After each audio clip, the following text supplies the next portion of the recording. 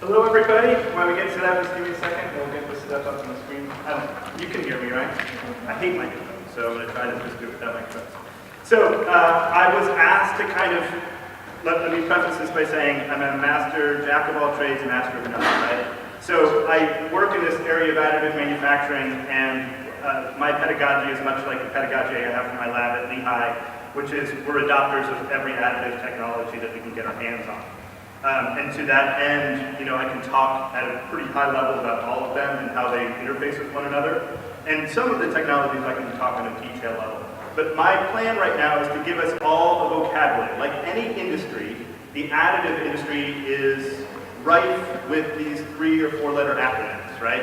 And so people start throwing out terms like SLA, and DMLS, and FDM. And if you don't know what those mean, and you don't know how they fit into the bigger picture, it's really hard to understand what this industry looks like and who's using what. So I'm going to try to give you an overview of all of those technologies, kind of how they fit in the industry, and Don, you're going to have to really work to keep me on track here. So, all right, so Additive 101. What is 3D printing? How does it all fit together? What do all these technologies do? How do we use them? Who's using them? How are they using them? All of that fun and lovely stuff. So the first thing I want you to get from looking at this slide is 2 things. One, additive is actually representative of 7 different families within this idea of additive manufacturing. And these ASTM has set standards. They've come up with these 7 different families. Within each of those families, there's 3, 4, 5, 7 different technologies that fill those out. So there's vat polymerization, material extrusion, powder bed fusion, binder jetting, material jetting, sheet lamination, and direct energy deposition. I'm going to talk about each of those in a little bit more detail. The other thing I want you to get from this is how old this technology is. So we talk about additive manufacturing as if it's this new thing, right? It's not. Look at the dates. Vat polymerization, SLA technology, 1986, right? Every single one of these technologies existed before 2000. This is not a new technology at all. It took the media to hype it up in 2010 for it suddenly to land on everybody's radar. But before that, lots of work was happening in this realm, right? So I want you to look at that. But the big picture here is that no matter which technology it is, they all work with the same basic principles, right? So the process for additive is kind of independent of the technology you use. You start with a virtual model. You can get this through a CAD program, software package, Rhino, SolidWorks, AutoCAD, Autodesk. There's lots of different varieties of those, right? You can do your FEA analysis, all of that fun stuff in there. You can do it with a scan. You can do it with MRI data on the medical side. We take that information and we bring it into a proprietary software that's specific to whatever technology we're using, and that slices it up into these thin layers. That's what additive is. It's just layers of material on top of themselves. We just have a lot of different ways of doing that. So we slice it up in a slicing program, and then we reassemble each layer in the machine. And that's where the fancy magic happens, right? One caveat to my presentation, I'm going to give you the really sunny side of additive, right? So I'm hoping you're going to leave here and you're going to be super excited about all the amazing things people are doing with additive. You're going to have a really good understanding of all these different technologies. You'll want to talk to some of the people in the room who are using these day in and day out, because there's the dirty, dark side of the industry, which is all the post-processing that you need to do, and properties, material strength properties, characteristics of the prints, all of that stuff. So why should we care about additive as a technology? There's lots of reasons why we should care, but here is a list of a pretty good few. First, it opens up the possibility for theoretically unlimited geometries. So things we could only dream of making before, we can now manufacture using an additive technology, right? So this idea of, I like to talk a lot when I talk about additive about this thing called topology optimization. Anybody heard that term before? I'm sure there's a few people in the room that have heard this. Now, topology optimization has been around for a really long time. It's essentially lightweighting of parts. It's removing material in a part that doesn't do anything. The idea of topology optimization has been around for a long time, but we never had the tools to actually fabricate parts because they have these incredibly intricate structures that would be impossible to machine with a traditional machine methodology. But additive, that allows us to do that. So that's the power with this unlimited geometry, right? It creates lighter weight parts, so that's that topology optimization thing. Aerospace loves this because they can fly things cheaper, faster, further with less fuel, right? And that's everything from aircraft to rockets. It uses less material, for the most part. There's some caveats to that. But because we're just theoretically adding the material we need to build that part, we don't have waste in that process. Now, there are things like support material that's waste material that goes down the drain or has to get recycled. But for the most part, it's much more efficient in material usage. Mass customization. So this is the thing I get really excited about at a university. I have 5,000 students that are clamoring to make things, right? This gives us the ability for them to have access to making without the burden of having to spend a lot of time teaching them how to machine and machining techniques and traditional technologies, right? We do a large part of that, but this is a great gateway to get students access to physical things very early and very quickly. But it allows everyone in this room, you can all go out and buy a little 3D printer and start to make things. And that's really exciting. On the industry side, it really does reduce time to market and increases our ability to do iterative design.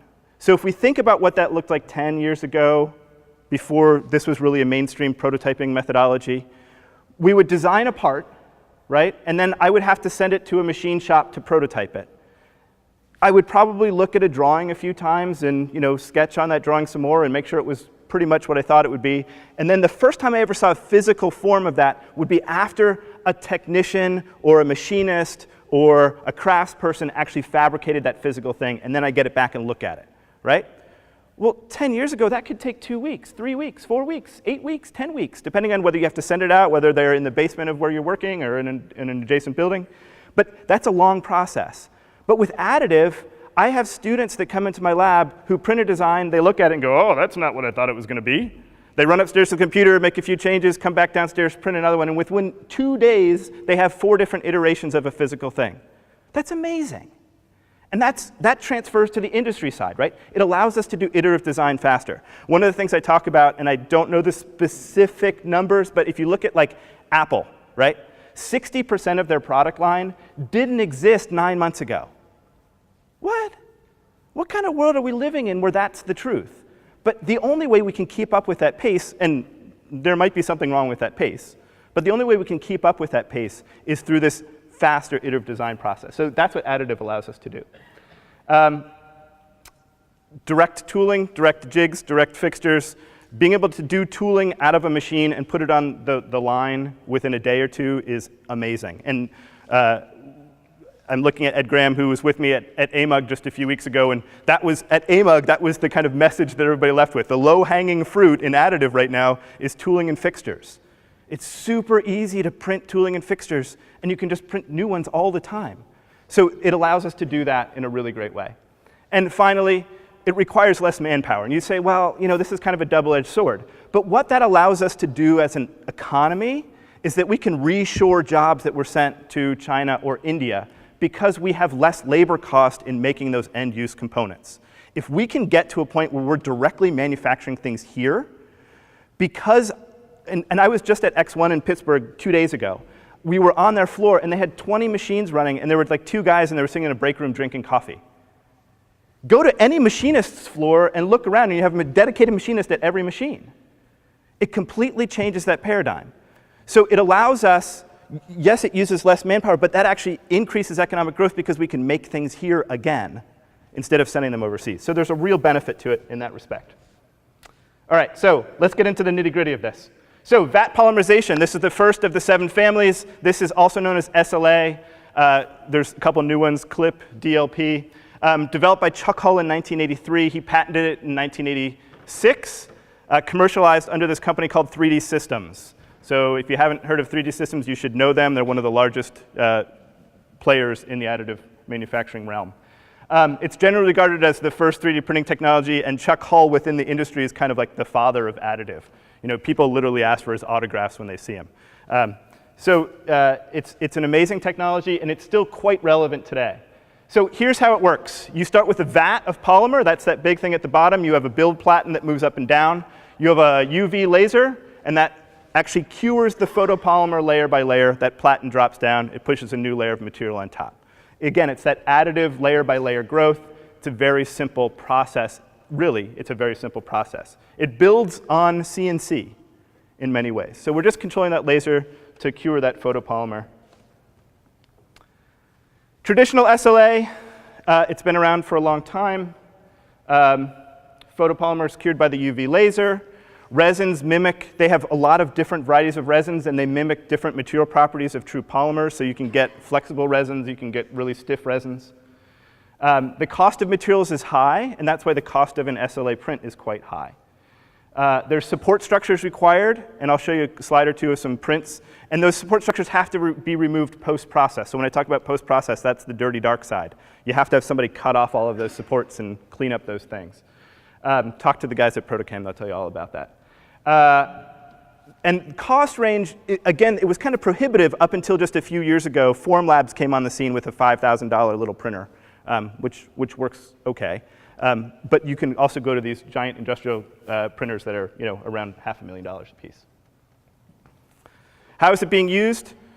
They are using it for direct manufacturing. It's huge in prototyping, and it has been since it began, because it's an amazing prototyping technology.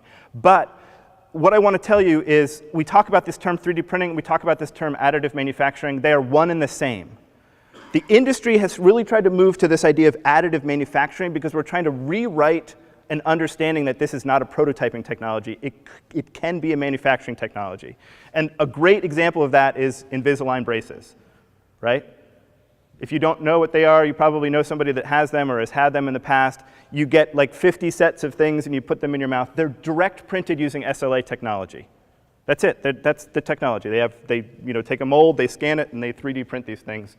Just batch loads of them. There's millions of these things out there, end use, right? Another great example of this, anybody know what those are? Hearing aids. Oh, Ed, you're no fun. Hearing aids, right? So that idea of mass customization. Every one of our ear canals is slightly different. If we want something that fits in each of our ear canals, we can't go buy a small, medium, or large and expect it to fit. We can get these mass produced, 3D printed hearing aids. So the hearing company, they take a wax mold, they scan it, they hollow it out, put in their tech, and now you have something that fits in your ear canal, right? And another great use of SLA is for doing investment casting. So this is a technique called quick cast. And again, I know Protocam has a sample of this on their table out there. It's a way of doing kind of an open honeycomb structure inside. You can dip it in a ceramic slurry, and then you burn out the internal layer, and now you can do a casting, right? Really fast way of doing an investment casting.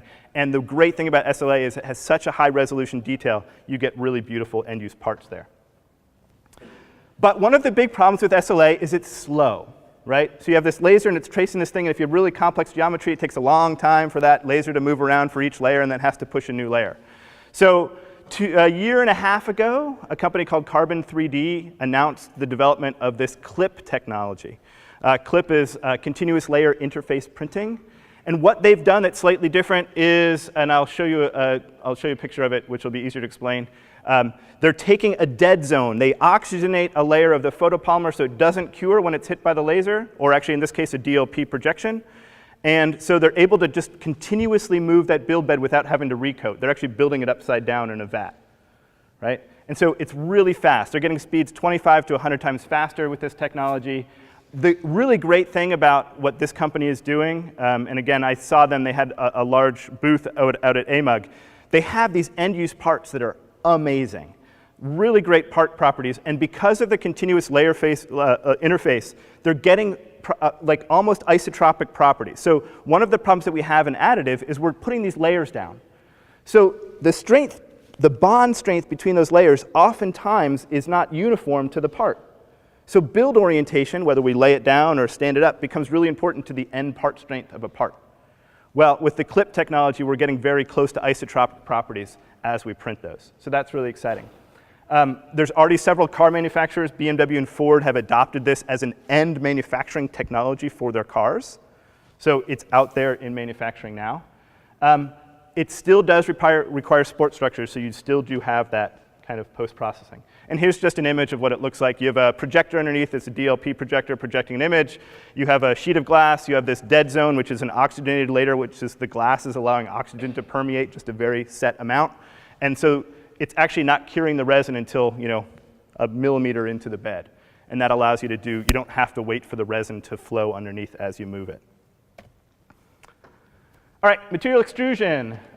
This is the one probably most people are the most familiar with. This is known widely as FDM, Fused Deposition Modeling. It also has a few other acronyms, FFF being one of them, Fused Filament Fabrication. Stratasys owns the rights to the term FDM, so when all those small little Makerbot and Ultimakers came on the scene, they had to invent a different acronym for it, so they chose FFF. This was developed by Scott Crump in 1988. Again, we're going on 25, 27 years here with this technology being around. Commercialized it under a company called Stratasys. Again, if you don't know Stratasys, you should. They're one of the largest players in additive industry. Scott came up with this idea. He was building a frog model for his daughter, and he had no way of kind of molding it. So he took a hot glue gun and started to build a frog with hot glue gun. That's it, ladies and gentlemen. Take a hot glue gun, put it on a CNC machine, and you have an FDM machine, right? So that was his idea, and it's been hugely successful, obviously, for the company. The expiring patent in 2009 is really kind of where I see that media suddenly popped on board to this whole thing, because it gave rise to Makerbot, which took this machine that was $200,000 and made it a $2,000 machine, laser cut out of wood that you can go down the street and buy and put in your house or put in a lab in a school or something like that. So it made additive manufacturing accessible to the masses in a way it had never been before. And so suddenly mainstream media sort of oh, wait, there's this thing that you can make anything with, which is totally incorrect, but that's what they ran with. And it gave rise to this huge boom, which then, if you look at the economics of the additive industry, right after this, there was this huge capitalization by Wall Street who said, whoa, there's a technology you can make stuff with, and they started throwing money into it. And then everybody started to buy everybody else, and huge growth happened in the industry. And then it, of course, underperformed what everybody's expectations were, because everybody expected us to be I'm standing in a 3D printed room right now or something a year later. So, and then there was this kind of bubble, micro bubble that burst within the industry. So here it is.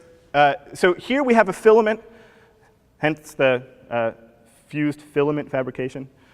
And the filament's on a spool. It goes up through a straw. It goes down to a build head that heats up to the melting temperature of the plastic. And then it just squirts it out of a little nozzle. Again, it's that layer by layer build process that allows you to build the model right inside. So I kind of break this up into two areas. There's production grade FDMs and commercial consumer grade FDMs. Production grade FDMs typically have a secondary material that's a support material. So in additive manufacturing, what you have is anytime you bridge a 45-degree overhang, you're doing a dome, well, you can't print in midair. Up to 45 degrees, it's pretty much self-supporting depending on the technology that you're working in. But if I start to go over that, I start to get droop in my model. So what I have to do is I have to build support structure underneath that. Well, what the production grade FDM does is it gives us a secondary material that supports all those support structures. And my post-processing is I take that part out and stick it in a bath, and that dissolves away. Right? So that's the advantage that production grade FDM machines have. Besides, they have these really nice materials that they've been working on for a really long time that we have proven, tensile bar specimens for, and we can point to very specific material properties with. The cost of materials is very high for a production level based on compared to consumer grade, but the automated support removal is really nice. Again, our cost range here is anywhere between $10,000 and $500,000. And again, when we talk about unlimited geometries, it's kind of insane the things that you can do with this technology. On the consumer side, if you would have asked me 6 years ago, I would have said these are kind of joke machines, right? And now we walk down here and everybody has one. I have 24 of them in my lab at Lehigh. It has completely revolutionized how we do work at the institutional level.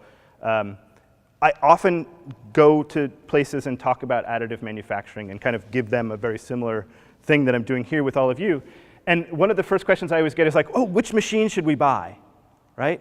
And I say, don't buy a machine. If you want to buy a machine, buy one of these, because the capital investment is so low, you can start to put it on your design engineer's desk and let them go to town for a while, right? And then start to figure out which of the many technologies which are huge capital investments you should invest in. And in the meantime, use service bureaus, because they're going to be your best friend, because they already understand how this technology works. This is this really great sort of intermediary step into additive manufacturing. And again, I have 24 of these in my lab. Students can come in and just print, and it's amazing. Like, they just run 24 hours a day. They just run and run. We spit out all these things, and students can get physical product. People can get physical product really cheaply. There's a lot of companies that have these things: Makerbot, Ultimaker, Lulzbot, Taz. All of these companies. There's over 300. Believe it or not, there's over 300 companies that are making small FDM printers, and that doesn't include the people that can download their own parts and print their own, right? The consumables, the actual filament, is open source. So it's really cheap in comparison to those production FDM machines. And the cost, obviously, you can get a kit for as cheap as $200 if you build it yourself. And you can go up to $5,000 for a really high-end sort of consumer-grade printer.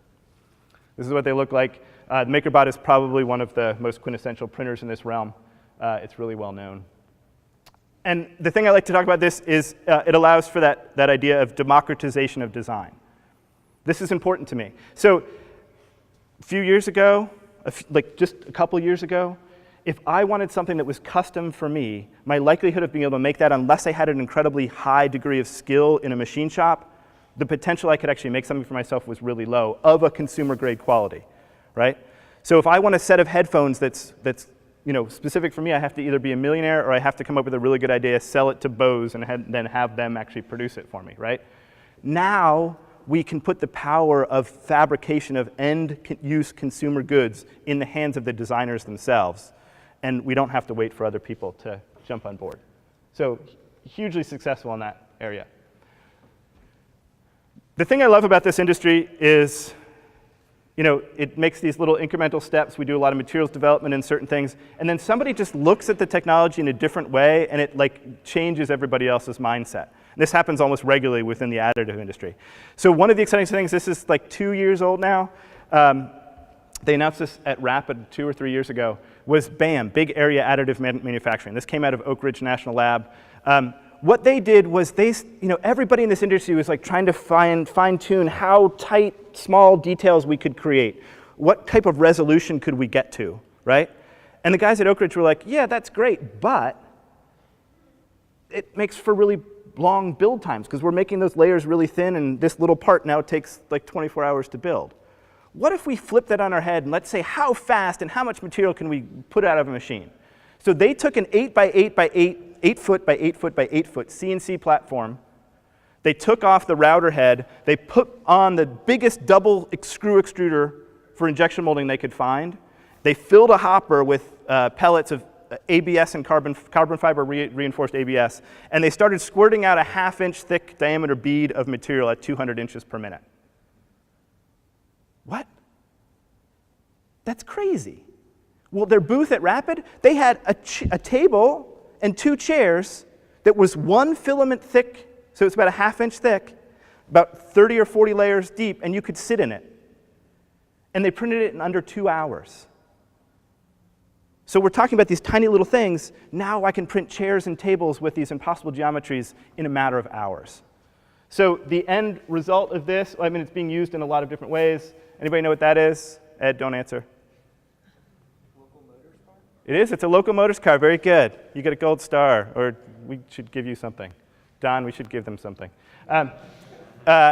Yes, it's a local motors car, and this is what it looks like. It's a car. They built a car with a 3D printer. We should be excited about this technology, right? So this is the IMTS show in 2014. This is just after they released BAM. They took a printer to the show. They put it on the floor. Thursday, they started the printer, started to build the car. Saturday, they're driving it around the show. Local Motors is a company. We have a Lehigh alum there. I'm very excited. They have a kind of wacko idea, though. So their wacko idea is that they're going to have places around the country that have these printers. And you go to their website, and you take their base design, and you customize it however you want to, within limitations, right? You hit the buy now for $35,000 or whatever scary button that is, right at the bottom, which is, I think twice about that. And then 3 days later, you drive to Locomotors and you pick up your little tooling car. That's their business plan. But it's really cool.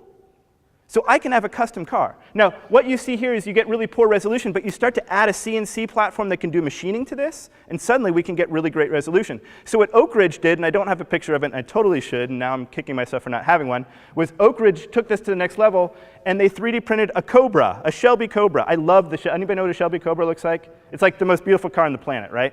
They 3D printed a Shelby Cobra. Now, they spent months post-processing and finishing it and painting it, but it looked like a Shelby Cobra when they got done.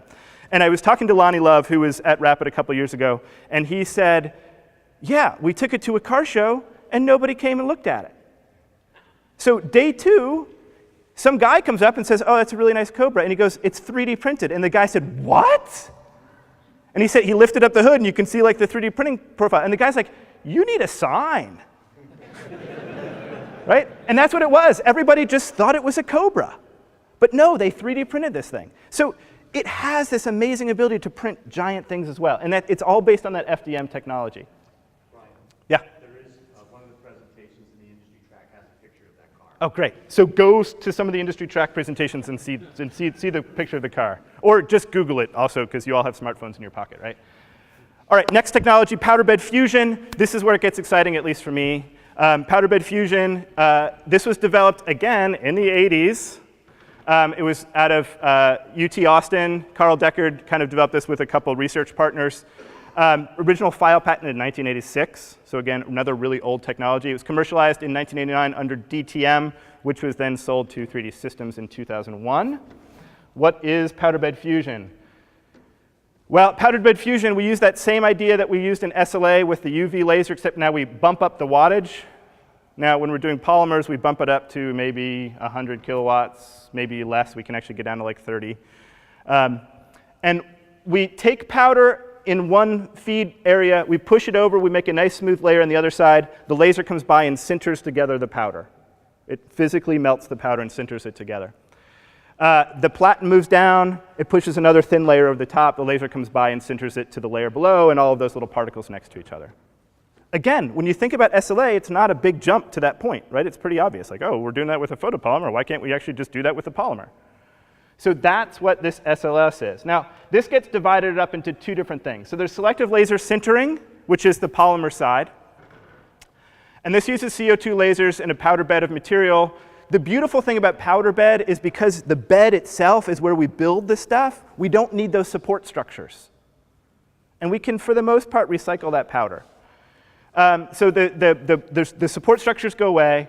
The material choices, unfortunately, right now are limited. This is why we, as a research institution like Lehigh, really like technologies like this, because it starts to be an open horizon for us to do materials development, right?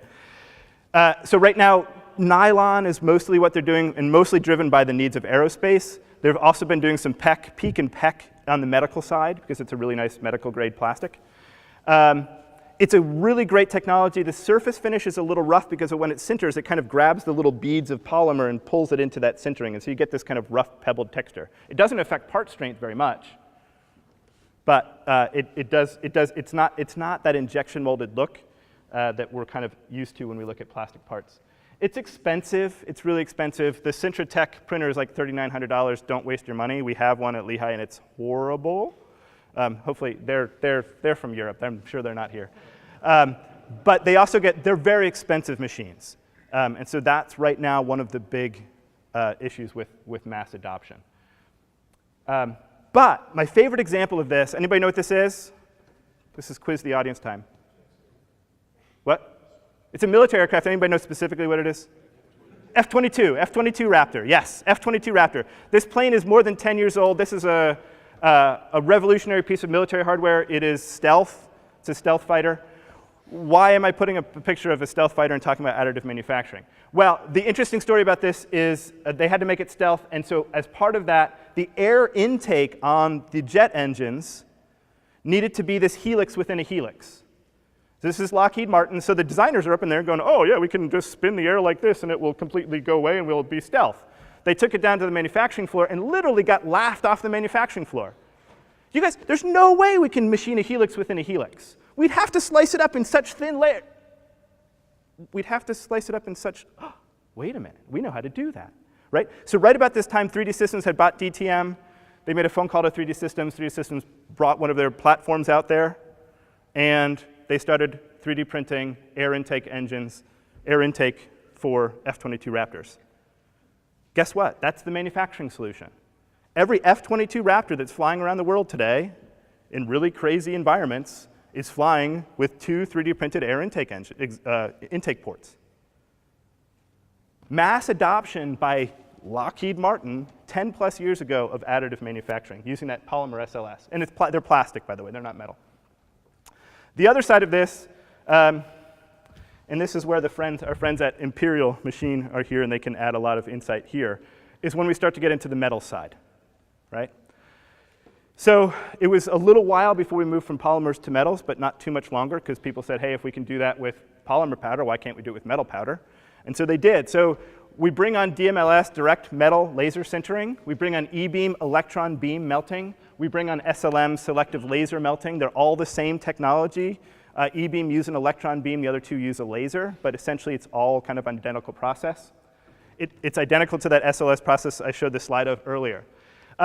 There's lots of metal options here. So the brilliant thing is we can actually use the metal that we want to make the part of. So if I want to use tool steel, I use tool steel. If I want to use titanium, I use titanium. If I want to use aluminum, I can use aluminum with some caveats, right? The problem with this is the material's really expensive. So it's a very expensive process to run because we have to flow the metal powder. And for the metal powder to flow, it has to be spherical in shape. The only way to make spherical shaped powder is through this process called gas atomization, where you take like a 4-story tall tower, you pour molten metal in, it forms little droplets, they blow inert gas at like Mach 6 at it, and it forms these tiny little round droplets, and then it falls and cools the 3 stories until it lands in a big pile. Well, the great thing about that is now we have gas atomized powder. The problem is with this technology, we need gas atomized powder between 27 and 38 microns in size. So there's a big portion of that powder that's too small and a big portion of that powder that's too big. So there's a very small subset of that that's actually usable in the industry. And so the end result is there's a lot of processing involved for making that powder, and that technology becomes very expensive to run until we get to an economy of scale where everybody is running this technology, and then economy of scale allows us to make that cheaper. So the other problem with metal right now is that you have to have supports. We have to weld this thing onto a build tray because the heat involved when melting metal makes the metal want to do things. And if we don't have a nice firm build tray, it's going to warp in a way that we don't want out of the geometry. So it's cumbersome and difficult to do that. There's also, and I say like there's lots of metal options. There's a caveat to that. Theoretically, we can, and if you can melt it with a 400-watt laser, we can put it in the machine. The problem is we have to develop parameters for each one of those, and that takes a lot of time. There's 500 variables we have to control for when we do material development, powder development. And we don't know which ones are necessarily going to do which. So it's a lot of this kind of like process. So there's some Ti 6.4. We know almost everything about Ti 6.4. Stainless steel 316. We know pretty much everything we need to do about stainless steel 316. Copper? Not so much. Cobalt chrome? Maybe a little bit, but not quite as much, right? So there's this, again, from a research institution, this is great for us. There's a wide horizon for us to do stuff. Also, machines are clearly very expensive. We have very high power lasers, very high resolution. So generally, these things start $500,000 for a very small build volume. We can get up in the $2 million, $2.5 million range as we grow that. Anybody know what that is? Not a shoe. Sorry, I had to take a break to take a drink. It is a hinge for an Airbus airplane. I know, right? It looks like a shoe. So this is a great little discussion piece to talk about. So this gets into that idea of topology optimization. So the one in the back is what the hinge used to look like. So Airbus looked at this as to kind of set an example for what you can do with additive manufacturing. So the one in the back is traditionally manufactured, I believe it's out of aluminum. Their design engineers took it, they topology optimized it. In topology optimization, you can start to see what happens. There's a lot of material in there that doesn't actually do anything. So this is the hinge on the nacelle. The nacelle is the thing that covers the turbine engine so that the mechanics can get in there and work on the turbine engine. So there's 4 of these hinges on every nacelle. There's like, 8 engines on every aircraft. They look at the hinge. They look at the traditional manufactured method one. They topology optimize it and then 3D print it out of titanium. So right away, aluminum, titanium, titanium's lighter, so you already get a weight savings. You topology optimize that thing. Guess what the weight savings is? Anybody in percentage? 80%. 80% weight savings. What? 80% in aerospace? Are you crazy? That's insane. So, OK. Well, the economist in the group goes, yeah, all right. What does it cost? And Airbus goes, well, the one in the back was like $8. I'm just making that up, but it's like 40 bucks, right? The one in the front, that's like $400. Well, how does that ever make economic sense?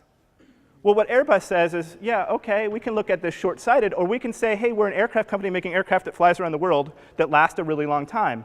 And when I tell you that if I add up the weight on the weight savings that we saved on those hinges, the fuel savings per aircraft per year is $1 million, does that change the equation? $1 million in fuel savings per aircraft per year. They can charge American Airlines another $750,000 for that plane, and they can tell them your ROI is less than a year. So that's what additive can do. So what is Airbus doing? They're looking at every non-critical part in their aircraft, topology optimizing it, and seeing if they can 3D print. Their goal is to have the lightest aircraft of any aircraft fleet in the world. I wish Boeing was doing that. Sadly, it's a European company, but that's OK. The other big use of this is medical industry. So titanium likes to play well in aerospace. It really likes to play well in medical as well. This is a hip cup. Yay, we got a couple people know that. Hopefully you don't have a hip replacement and you don't know it intimately. So yes, hip replacements. So the interesting thing about this is we can do things with this that we can't do with traditional manufacturing. If you look in the back of this piece, you'll see that there's this kind of complex woven structure, right? Well, that allows bone to grow into the hip implant. It's very different than the other way, which was a very smooth surface, which doesn't allow that bone ingrowth. So the failures that have happened in hip joints in the past haven't happened because the hip joint actually fails. It's because the hip joint comes dislodged from the hole that it was put in. This allows bone to grow into it. We can't make that structure with traditional manufacturing methods. Additive, it doesn't care how complex that structure is. As long as the size is bigger than the smallest size we can go to create a structure, no problem. So we can make these really unique structures that allow us to do that. All right. Anybody else tired yet? Binder jetting. This is also known, so when we talk about 3D printing, technically this is the specific technology that we're talking about, but everybody has forgiven the misuse of this acronym. So the people at MIT that developed it actually coined or patented or whatever, copyrighted the term 3D printing to talk about this. It was developed at MIT in 1993, commercialized in 1995 as a company called Z Corp, which was sold to 3D Systems, right? So that's all part of that, like, they all kind of bought everybody at that time. The patent is also licensed. The patent license is also shared by a company called X1. A couple smart college students bored in a dorm room. That's where this technology came from. So they had a broken HP inkjet printer in their dorm room. Didn't print like, these things are only designed to print like 100 pages, so you'd go buy a new one, right? So it didn't work. Smart kids hacked it together, drained out the ink, put in glue, got starch powder, really fine powder, put that down, and started to glue together starch powder. Now I have a 3D object. Took that, built upon that, and this revolution was born, right? So what does it look like? These, you'll notice again that these look very similar to one another because they're very similar technologies. You have an envelope of material. It pushes it over onto the build tray. This time you have an inkjet cartridge. Literally, I have a Z Corp machine at Lehigh, and I have to replace them with Hewlett-Packard inkjet cartridges. So they licensed that technology from HP. And it glues together, it selectively glues together exactly each layer, drops a new layer on top. The cool thing is I can do this in full color, which is great. The problem is I'm gluing together powder so I don't get very strong parts. So this is broken down into two different areas, color jet printing Cjp. Again, the parts are generally quite fragile. They're made out of gypsum powder and a small group. 10 minutes? Are you kidding me? Oh, man, we're going to have to go faster, everybody. All right, so you glue it together. You can do full color because we can now color that glue.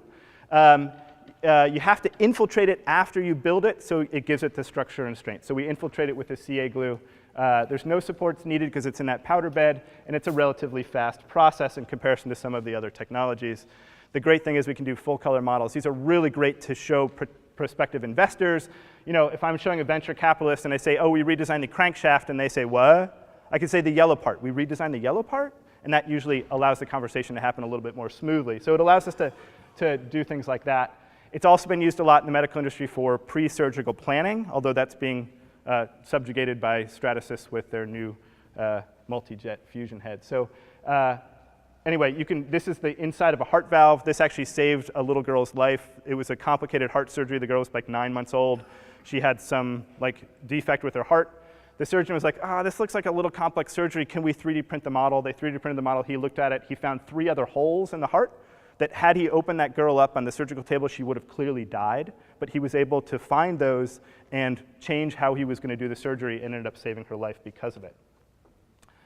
The other side of this is X1. So X1 shares this patent with Z Corp, which is now 3D Systems.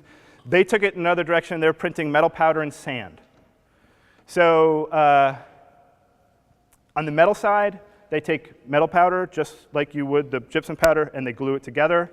They take that, they cure it, and then they put it in a post-processing furnace, which sinters the powder together. Sometimes they're wicking through a bronze alloy to make it more dense. Sometimes they're not, depending on what they're doing.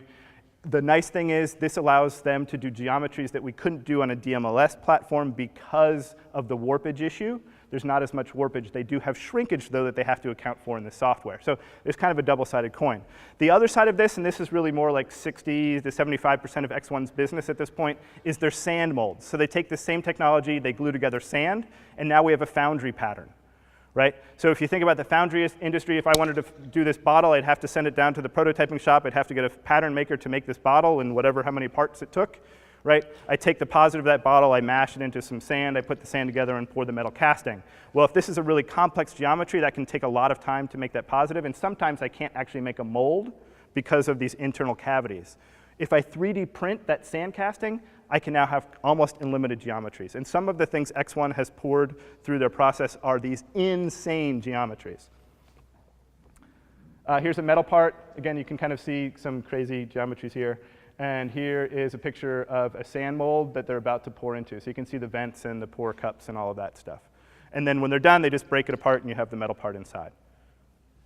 So it's revolutionizing, especially small foundry business. You don't need a pattern maker anymore because you can just go directly to sand molds and cores. They just released, this is I think a couple months old, their new, I forget, anybody know the name of this? Excelsior. It's some big Excelsior name or something, but it's huge. It's huge. I mean, the build tray is pretty close to the size of this stage, and they're going after this like mass production. So car companies are buying these for building engines right now, for casting engines. So they're doing these one-off casting blocks for each of the blocks. So I bring us back. I just want to talk about this really quick, and I know I'm running out of time, so I'm going to do it fast. Earth-shattering technology change. Ladies and gentlemen, pay attention here if you haven't paid attention any before this. Hopefully you did. Hewlett-Packard, they've been sitting on the sidelines for years now going, this 3D printing industry is looking pretty interesting. How can we dip our toes in there? They started there. Anybody have a Mojo or heard of a Mojo? Open that thing up. It's Hewlett-Packard inside and out. They hired Stratasys to build that for them, and then about 3 weeks before they were about to launch, they backed out and said, no, that's not the technology for us. So if you look at a Mojo, you'll actually see like the color scheme, and there's places for the badge, for the HP badge to go that isn't there. So they've been working, looking at a technology they call it Multijet Fusion. The university that developed it, they call it high-speed sintering.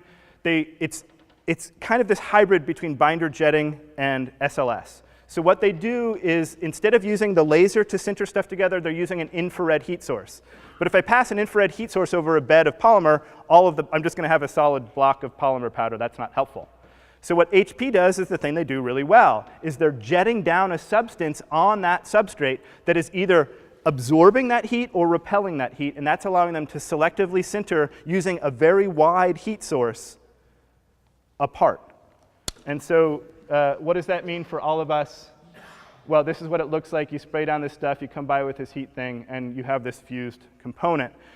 Why should I care? Why is this so revolutionary? Well, it's revolutionary because it's infinitely scalable. So the laser can only go so fast, right? So if I have a huge build bed, I either need to gang like 50 lasers up there, and they all have to be doing their own thing, and that's a software nightmare, right? or I can't really scale it up. This technology, I can gang 75 Hewlett-Packard inkjet cartridges next to each other, and I can print this entire stage, and I can go by with an infrared heat source and cure that entire stage in one pass. What this allows me to do is build parts at the same rate or faster than injection mold parts when we start to look at scale. And I can fully recycle that powder. So there's almost zero waste in their process. So what this allows them to do is compete on a cost and time basis with injection molding. But the cool thing about this, ladies and gentlemen, is that if I have a build bed this size, every single part in there can be different. The computer does not care. If I do it with injection molding, every single one of those has to be the same. Oh my God. I started late. And they're claiming way better strength than even SLS. SLS is better strength than injection molding. The reason being is they don't have knit lines like you do in injection molding. You get much more isotropic properties with this process. They're able to actually fully sinter or fully melt the powder together. This is their demo. They have a chain ring, and they're obviously lifting up, I think it's a Honda Accord with a crane, using that as the intersection. Right, so they're claiming really robust properties with this. I've seen the parts. They're beautiful. They're working on full color parts now. I don't think we're going to see that. They're going to release a machine in October of this year. I'm trying really hard, Rick, to get one at Lehigh. Material jetting. This is also known as Polyjet. Developed in Israel in the late 90s, commercialized under this company called Objet, which was bought by Stratasys in 2012. Again, part of that like industry conglomeration part. The same team is back this year with this new development called XJet, which I'll talk about very briefly. Here, we're kind of using that same idea of jetting material. We're tiny little droplets of photopolymer. We're curing it with a UV light. We're making parts. It has to be fully supported by a support material, which is then waste material. But the post-processing is much less hands-on because we can put it in a bath or in a wash station. It creates really high resolution detail, and it has pretty good part strength. So two different things, Polyjet. They're fairly robust, so we've actually done some examples where we've made injection mold tooling, soft tooling at Lehigh, and injection mold into it and gotten pretty good results. So you can actually injection mold into it, so that's great. That's inside of a printer. The great thing is Stratasys just started to do multi-material, so you can start to digitally mix materials or add color to materials. So the cool thing about this is I can get materials with multiple properties. So I can get flexible and stiff materials all in the same go. This, again, is now really taking the medical industry by storm. They really want to use this for a lot of that pre-op planning. XJet, metals, same thing, but now they're jetting nanoparticles of metal in a polymer. They're able to capture a really high degree of detail. There is a sintering step, so it is labor-intensive or time-intensive. But it's so new. I mean, they announced it in April, and so there's very few pictures of it. This is one of their demo pieces, and this thing is like this high. So you can see kind of the resolution they're getting out of the metal printer with this. So pretty interesting technology, but still there's very little known about it. Sheet lamination, I don't even really want to spend time on this, but it is one of the 7 families. It's not very well used. There's 2 different things. You can use paper. You can laminate paper together, or you can laminate metal sheets together. Here's what it looks like. It's crazy insane. You essentially like glue sheets of paper. You cut each layer, layer by layer, and you glue it to the next layer. The cool thing is you can print in full color, which allows you on the paper side to do these super high-end, high-color, high-res 3D prints, which are pretty hard to distinguish from a real thing, which is kind of cool. They use it in forensics a lot. There's a couple in use in forensics. Metal, also the same thing, but instead of gluing it, we like kind of lay it together ultrasonically with an ultrasonic welder. So it looks something like this. And this is kind of a hybrid component, so we CNC route in between. And then you can see, aerospace has been using this technology. It's not mass adoption, but it is used in a few places. Direct energy deposition, this is also known as LENS, laser engineered net shaping. Sandia Labs in the 90s, commercialized by Optimec in 97. Lehigh has actually the 2nd machine ever built in our lab at Lehigh, which hasn't run in like 10 years, but it's pretty cool to have it. What? No way. You guys want me to keep going, right? Your thing says 154. Okay. So anyway, this allows us to actually blow powder and we sinter it together with a laser, right? So this is pretty amazing. I thought it was dead as a technology, But what they've done recently is we've hybridized this technology. So we've added it as a secondary component to a CNC platform. So we can take an existing part and we can actually add material to an existing part and then go back and grab a mill head and mill it all on the same platform. So it's really revolutionizing kind of how that all works together. So, pretty amazing, right?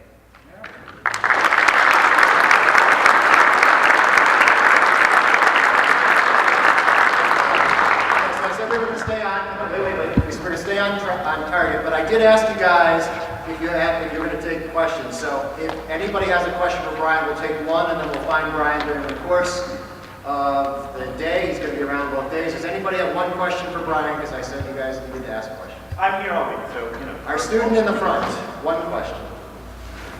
So my question is as follows. I'll do it real quick. So this is kind of like, you know, how can we, outside of processes and try and reduce manpower, which this has done substantially as we talk about scaling things. On the topic of reducing manpower, what do you think are the next steps, not in terms of specific processes utilized, but what are the next steps to reduce the amount of manpower required to fabricate a part and or watch a part during the handling process?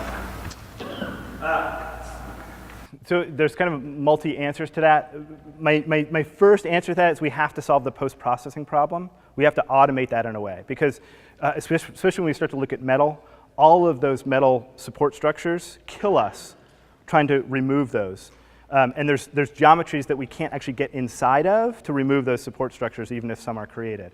So that's the biggest, I think, limitation to metals kind of just going gangbusters because I think all of that manpower on the post-processing side, it's not like real skilled labor, which, you know, I guess there's pros and cons about that, but it's very labor intensive. And so I think we have to sort of solve that post-processing. And that exists on the SLA side, not as bad because we can, you know, it's a polymer, so it's easier to deal with than the metal side is.